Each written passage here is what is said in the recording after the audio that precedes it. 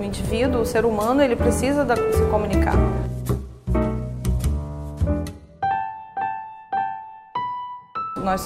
Estamos em comunicação a todo momento, né? Para o trabalho, para o lazer, né? No nosso dia a dia, a gente precisa comunicar com o outro. E a fonoaudiologia é uma área da saúde que trabalha com distúrbios da comunicação humana. Dentro desses distúrbios, a gente trabalha com a audição, com a linguagem, com fala, com voz, com a parte de alimentação também. No caso, hoje nós temos vários profissionais fonoaudiólogos, inclusive nossos alunos estão estagiando em hospitais no nosso município. E é uma área muito ampla, né? E qualquer distúrbio da comunicação atrapalha muito no desenvolvimento ou no convívio social, né? Então, são distúrbios de comunicação, são problemas de fala, de voz, problemas de linguagem, que são diferentes, né? Quando a gente fala, eu tenho um problema a criança não troca na fala, eu tenho um problema de voz. Não, é diferente. Voz, quando a gente fala em voz, a gente fala em produção do som, que é a laringe, no caso, né? Então, você pode ter uma disfonia, o caso do professor, por exemplo, que apresenta sempre disfonia. Então, problemas de linguagem é diferente.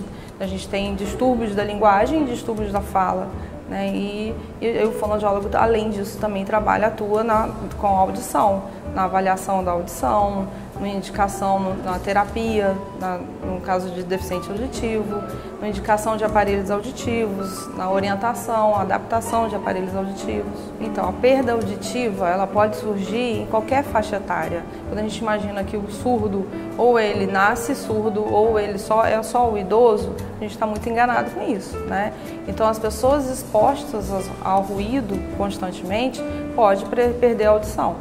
Atualmente, uma das maiores preocupações na fase da adolescência é quanto ao uso de fone de ouvido, o uso indiscriminado do fone de ouvido.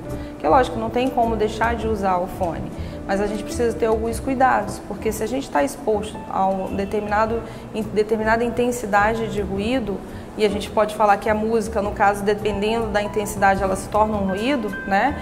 Se a gente está exposto durante um longo período de tempo ou numa intensidade muito alta, a gente pode prejudicar a audição, ocasionando a morte de células da nossa cóclea.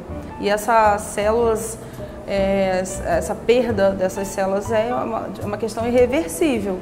Então, alguns cuidados são importantes para o uso de fone de ouvido. Como, por exemplo, durante o dia, pelo menos a cada 1 hora de uso, você tem um descanso de 10 minutos, no mínimo, do uso do fone, né? Então, a cada 60 minutos, 10 minutos de descanso.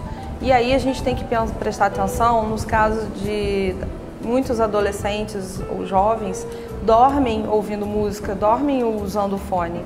E nesse período, durante a noite, dormindo, ele não tá tendo esse descanso de pelo menos 10 minutos a cada 1 hora. Porque a gente, apesar de estar dormindo, o nosso ouvido continua funcionando, né? Então, não é aconselhável dormir usando o fone de ouvido. Um outro cuidado é nunca usar o volume no máximo, sempre na metade de cada fone, né?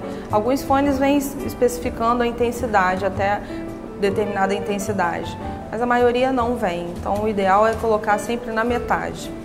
Outra orientação é o fone mais indicado, é o fone que tampa a orelha, né? Que veda a orelha toda, não aquele tipo plugzinho que coloca dentro do canal auditivo. O que fica dentro do canal é mais prejudicial ainda do que o outro. Primeiro, porque ele está diretamente no canal auditivo, né? E segundo, porque aqui ele não tem uma vedação tão adequada e você tem a tendência a aumentar mais o volume para escutar.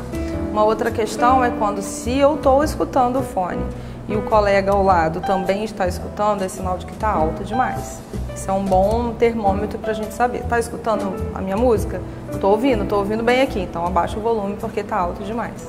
Até 85 decibéis, o nosso ouvido suporta uma exposição no período de 8 horas por dia, né? Então, normalmente, quando o adolescente, o jovem, coloca um fone de ouvido numa intensidade muito alta, ele ultrapassa 85 decibéis, né? Então, até 85, durante 8 horas diárias, não teria problema nenhum. Então, por isso que quando a gente orienta ao profissional que trabalha com ruído, E aí tem uma série de questões de segurança de trabalho, eles têm que usar proteção individual. Então, durante 8 horas, se o ruído que ele está exposto for superior a 85 decibéis, ele tem que usar a proteção. Caso contrário, isso pode gerar uma perda auditiva nele, né? E como eu falei, perdas auditivas induzidas por ruído são perdas irreversíveis. Um dos sintomas, muitas vezes, a pessoa não tem sintoma nenhum de que está tendo uma perda auditiva, né? Porque é uma perda auditiva que ela surge lentamente. E ela é uma perda surge lentamente, uma perda auditiva progressiva. Então, muitas vezes não tem queixa alguma, e quando surge a queixa é porque já está num quadro já bem elevado, né? Um dos primeiros sintomas é o zumbido. Então, o paciente, ou adolescente, ou qualquer um que use fone, né? Ele começa a se queixar de um zumbido, de estar escutando um zumbido, um apito, um chiado, não tem ruído nenhum e ele continua ouvindo um apito, um chiado. Então, isso é importante ficar atento à questão do zumbido, que pode ser um sinal de início de uma perda auditiva. Convido a todos para conhecer o laboratório de fonoaudiologia, no setor de audiologia e fonoterapia no Campus 2 do Uniflu. Agradeço pelo convite, não deixe de curtir, compartilhar e deixar o seu comentário.